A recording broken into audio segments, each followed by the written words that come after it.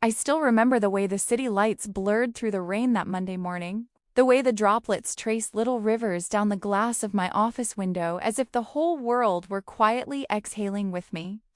My name's Willow, and if you'd told me 2 years ago that I'd end up sitting across from police officers talking about criminal trespass committed by my own sister, I would have laughed deeply, the kind of laugh you use to cover how impossible something seems. But here we are.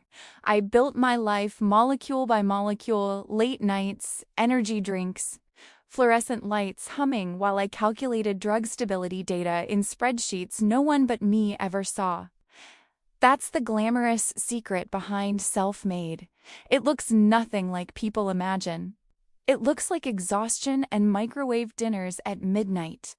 Still, every bit of it was mine earned, mine signed, mine sacred.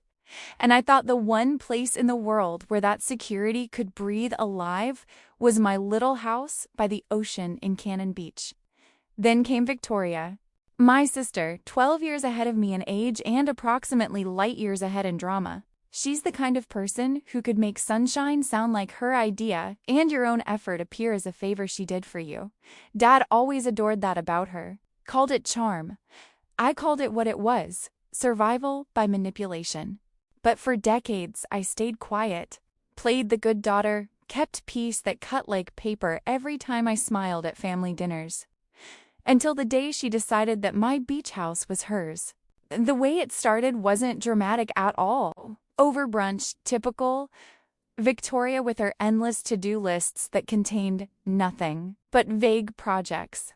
She was stirring her mimosa lazily when she said, "I'm moving in on Wednesday afternoon," like announcing a lunch date. I remember blinking, confused, half convinced she meant somewhere else.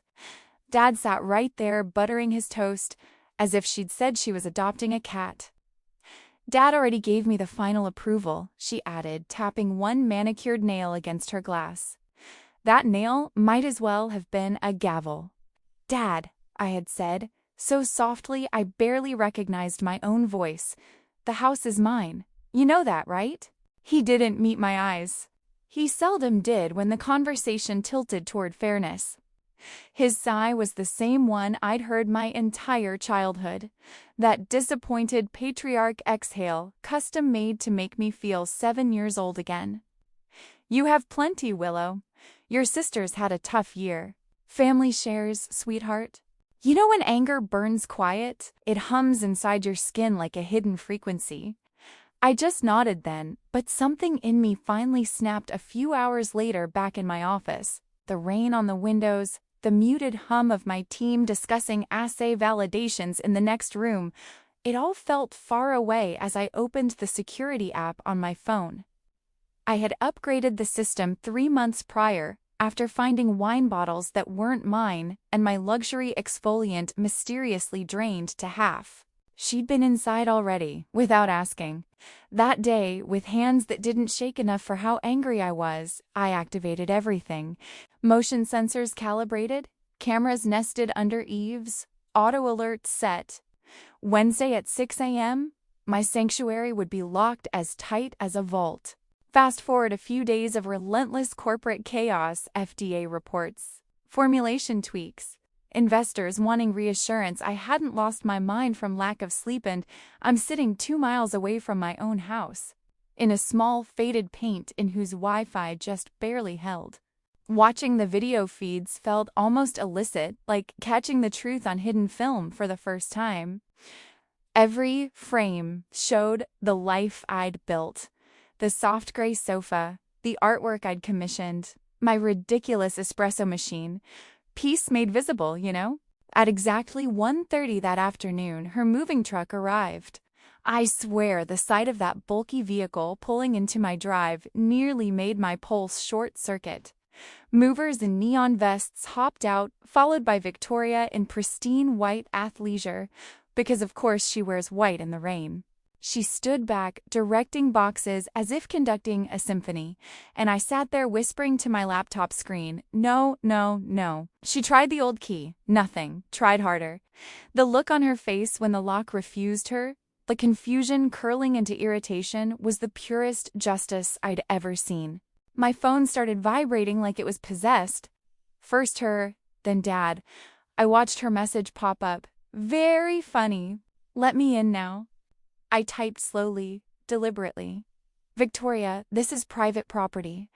Any attempt to enter will be recorded and reported. She froze when she read it, then looked up at the nearest camera as if she could see my eyes behind it. You can't be serious, she said aloud, lips forming the words. Of course, I could read them perfectly. What happened next unfolded like every childhood memory of hand-me-down guilt, but played on high-definition video. Dad called and launched straight into the old sermon. Family helps family. I kept my tone soft because shouting at him always felt like shouting into a canyon sound goes out. None comes back. I'm done giving handouts that cost me peace, I told him, and hung up before he could weaponize Mom's memory again. From my screen, I watched Victoria pounding on the door, pitching her voice into that practice squeal of injured innocence I'd seen melt plenty of hearts before. Not this time. Movers backed away awkwardly, and when she finally realized they wouldn't wait forever, she went through her little stages of grief, outrage, denial, threat, tearful pleading.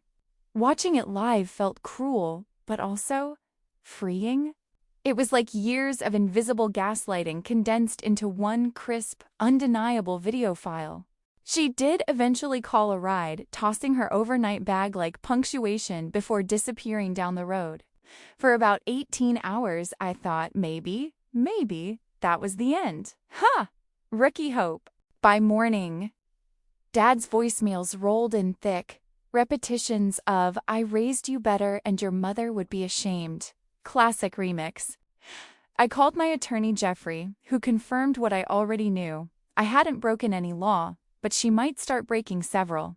He was right. Within 48 hours, Victoria's sob story posts went live online. Photos of her drenched in rain where she even got that photography angle. I'll never know. Long captions about her cruel millionaire sister abandoning her after a devastating marital collapse. She conveniently omitted the $70,000 divorce settlement. One thing about my sister facts were clay. Reality was optional. The internet, of course, ate it up. It always does. Commenters calling me soulless, corporate machine, heartless CEO. You name it. Even a few journalists sniffed around. At the office, Bethany, my brilliant, grounding right hand, popped her head in my door and asked gently if I'd seen the tabloids. I'm watching them in real time, I admitted, and she grimaced. Well, PR's ready to handle it. We'll remind people who you really are. She said it with such faith. I almost believed the world worked like that truth automatically wins once stated clearly. It doesn't, but loyal colleagues sure make the ride less lonely. By Friday, Victoria was camped outside my office building. That's how shameless she is. Security rang me. There's a Ms. Morin claiming she's your sister. Urgent family matter. I let her in, partly to stop the spectacle. She swept into my conference room like she owned sunlight. Willow, we need to talk, she began, rehearsed empathy dripping everywhere. For a moment, she almost fooled me again. Her voice went soft, like it used to back when we were little and she'd convince me to give up my Halloween candy. Then she upped the pitch. 6 months, that's all I'm asking. Let me stay 6 months at the beach house. Dad's heartbroken, Willow. I kept my face neutral. No. She blinked, like hearing that word physically hurt. You won't even consider? No negotiation with manipulation. Something fractured right then. I saw it in how her jaw twitched. You want war? Fine. She stormed out, tossing words over her shoulder about how Dad planned to cut me from the will. That night, wine in hand, I sat in silence thinking not about the house, honestly. It wasn't even about property anymore. It was about power, whose narrative gets believed. She had always owned family perception. I decided she wouldn't own reality, too. Saturday, an unexpected voice reached me. Jennifer, the ex-wife of Victoria's previous husband. Bless her for cold calling a stranger because she recognized the same damage pattern. She did this to us, Jennifer said flatly. Moved in, wouldn't leave, maxed out cards, cried victim online. Her calm, detail-by-detail breakdown gave me shivers. It wasn't just me. It never was. Hearing another survivor say you're not crazy, she actually does that felt like someone opening a window in a suffocating room. By the time we hung up, she'd promised to ship full documentation of Victoria's past scams. Proof. 2 nights later, Dad turned up in my apartment lobby, rain-soaked, actually apologizing. That surprised me more than any of Victoria's theatrics. He admitted how he'd confused enabling with compassion. I wanted to believe she just needed one more chance, he said. For once, I didn't fill the silence. I owe you an apology, Willow. It cracked something open in me I'd long cemented shut. Forgiveness comes in strange shapes, sometimes like an ache that finally stops throbbing because the person who caused it simply sees it. But peace never lasts long when your sister's armed with entitlement. A few nights later, at nearly 10 p.m., my phone pinged, motion detected on the beachside camera. My stomach nearly leapt through my throat. Feed came up, and there she was, hoodie drawn, hair whipping in wind, scaling the deck railing. My pulse sprinted. I hit the mic button. Victoria, you're trespassing. Leave now. She looked straight into the lens, eyes wild. Dad gave me permission. He added me to the deed. The audacity. I half-laughed, truly out of disbelief. I phoned Jeffrey instantly. He confirmed within 30 seconds. Impossible. Another bluff. Typical. So I called the police. Calmly, precisely.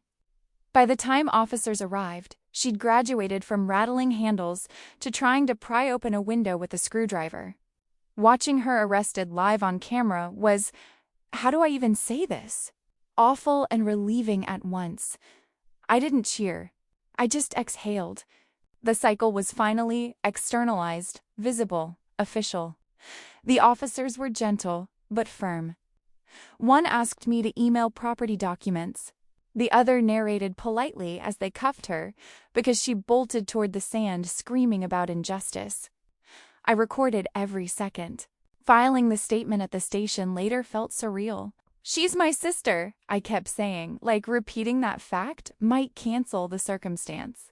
Sergeant Williams, a calm woman who'd clearly seen everything humanity could dish out, nodded once. Even family has to face consequences, she said. Sometimes, especially family. I pressed charges. There was no hesitation left. Dad was devastated, asked me to reconsider, but something in his voice acknowledged that he wouldn't interfere again. He even refused to post her bail. That's when I knew he meant his apology. Weeks passed, PR crisis cooled. Investors stayed, customers barely blinked. Turns out integrity isn't as headline-worthy as scandal, but it lasts longer. My company's new medication launched successfully. Celebrations filled rooms where for once, laughter wasn't forced. At nights, I'd sit in my high-rise apartment and hear the quiet. No frantic calls, no guilt bombs, nothing but the hum of a life back under my own control. Victoria's trial dragged until winter. Her lawyer eventually offered a plea trespassing, community service, counseling, plus a permanent restraining order. I accepted. Not out of vengeance, honestly, but exhaustion. Closure in paperwork form. Funny thing, Dad later revealed she'd moved states, working an actual regular job. Complained bitterly about responsibility, of course, but she was doing it. Maybe that's the cosmic answer. Eventually, life teaches what family refuses to. So here I am, months later, telling you this story from the wooden deck of that same beach house. The air smells like salt and coffee. Gulls are doing their ridiculous morning squabbles. And, for the first time in forever, nobody else's decisions weigh on my spine. People like to throw the word selfish when a woman finally stands up for herself. I used to flinch at it. Not anymore. Because protecting your peace isn't selfish, it's sacred maintenance. If you've ever been called cold for setting boundaries or been guilt-tripped with family is everything while watching that family drain you dry, please hear me. Boundaries are love shaped into respect. And respect, unlike manipulation, actually lasts. If this story resonated, if you know what it's like to rebuild your sanity brick by brick, share it. Somebody out there probably needs to feel less alone tonight. And hey, subscribe to Revenge Diary, where real stories like mine remind you that reclaiming your life isn't cruel. It's courageous.